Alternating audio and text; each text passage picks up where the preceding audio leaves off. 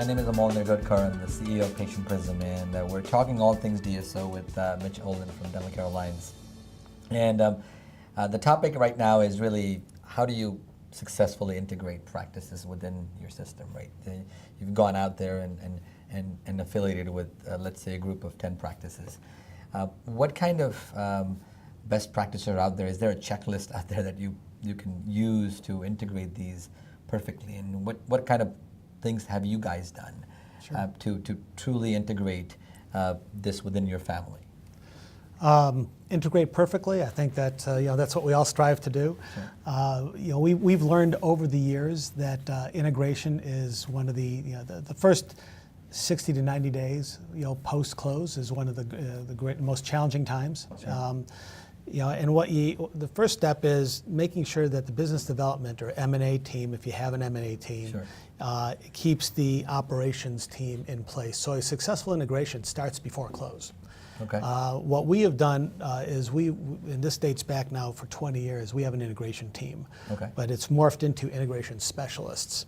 Okay. And the integration team essentially gets involved with the business development team about 30 to 45 days before close. We'd have weekly meetings, sure, to go over where we're at with the process. Sure. Who's responsible for what needs to be checked off in terms of the information that we need from a due diligence standpoint. Sure. And then as the deal closes, the handoff doesn't just say, okay, here you go operations, we got a new office, it's all yours. The integration team gets involved, or integration specialist gets involved, and then moves forward with the integration, and then ultimately integrating in the operations team, the field operations team, to take it over from there. And we'll really break it into buckets made up of time, whether that be like I said, 30 to 45 days pre-close, and then 30, 60, 90, 120 days post-close.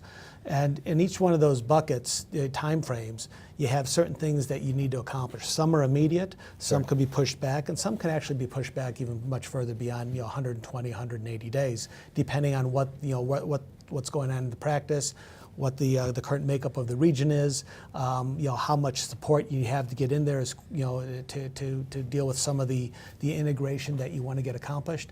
But from our standpoint, we've always looked at making sure that the seller is along for the process on the transition, the integration, and those transition managers work with the seller.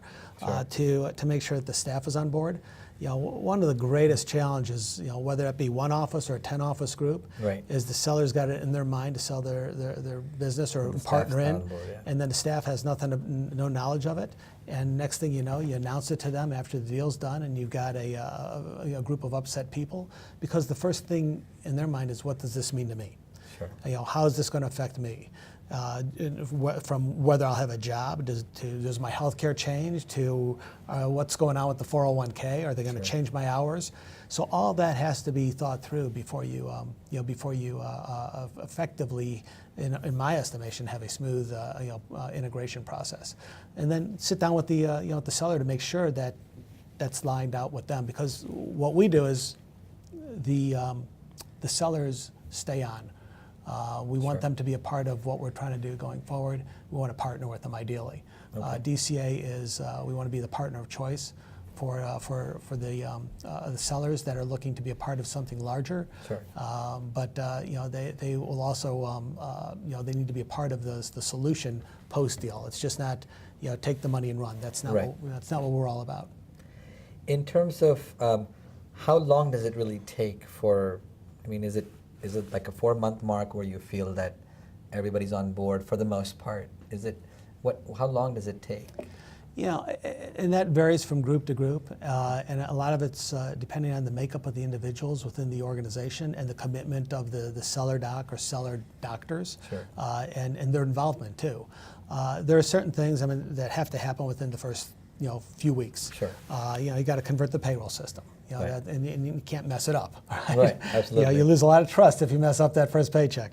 You got to look to bring on your accounting and accounts payable and Sure. the financial processes. Ideally, you want to have an IT conversion within the first 90 days. Those are things that are pretty much, they need to happen from acquisition to acquisition.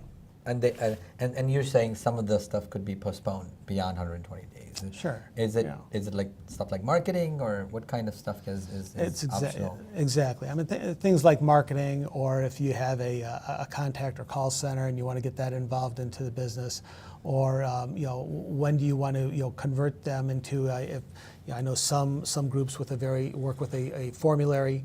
Sure. How quickly do you want to implement something like that? There's a number of different. It depends on the DSO. Sure. And what's important to them and how broad of services that they provide, because not all DSOs provide the same scope of service. Sure. But some things are critical to get done immediately, and others are can be given out through a longer stretch of time. So the important element of this is making sure that there is some sort of an integration checklist or guidelines that you have to follow, and certain things obviously get done within certain time buckets that you do. But in order to do it successfully, you have to get a good integration team involved before the sale as well, to kind of get everybody prepared that this is happening. Again, we're talking this in terms of a strategic buyer buying some practices, right? But I think whether you are a DSO that's looking to acquire a few affiliates or affiliate with a few offices, it's really important to have a game plan. Otherwise, you can easily run afoul of lots of problems. Yeah, well, I mean, whether you're looking to affiliate with a larger DSO, you're looking to build your own DSO.